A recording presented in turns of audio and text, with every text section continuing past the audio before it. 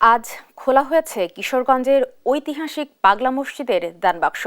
এ নিয়ে আরো জানাতে সেখান থেকে সরাসরি যুক্ত হচ্ছেন সহকর্মী তোফায়েল আহমেদ।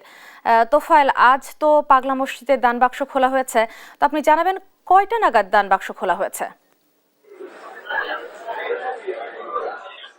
জি রিবা, ধন্যবাদ। আসলে আপনি যেমনটি বলছিলেন, আজ কিন্তু 3 মাস 27 দিন পর কিন্তু কিশোরগঞ্জের যে ঐতিহাসিক পাগলা মসজিদ সেটি দান বাক্স কিন্তু আজকে খোলা হয়েছে এবং 13টি দান বাক্সে মোট কিন্তু 35 বস্তা টাকা কিন্তু পাওয়া গেছে এবং সেটিরই কিন্তু গণনা কাজ কিন্তু এই মুহূর্তে যে পাগলা মসজিদের যে মূল ভবনটি রয়েছে সেটির দোতলায় কিন্তু এই গণনা কার্যক্রম কিন্তু চলছে এবং এই গণনা কার্যক্রমকে কিন্তু আজকে এই ঠিক সকাল 7টায় কিন্তু এই দান বাক্সগুলো খোলা হয় এবং এবং ব্যাংক এবং মাদ্রাসা মসজিদ সহ যে কর্মকর্তা কর্মচারী রয়েছেন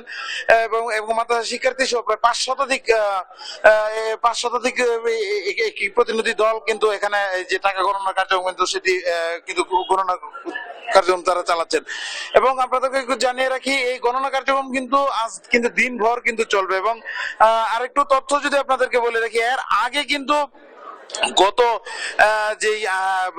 30 আগস্ট কিন্তু দান বাক্স খোলা হয়েছিল এবং সেখানে কিন্তু রেকর্ড যে 13টি দান বাক্স, তখন কিন্তু 32 বস্তা টাকা পাওয়া গিয়েছিল।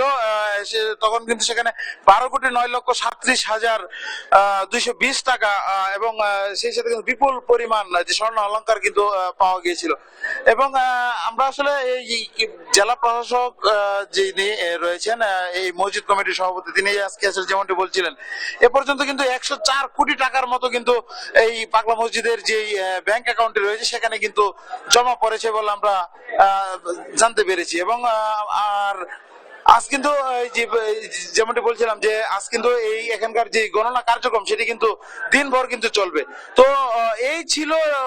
আমার কাছে কিশোরগঞ্জ পাগলা মসজিদ থেকে সর্বশেষ তথ্য।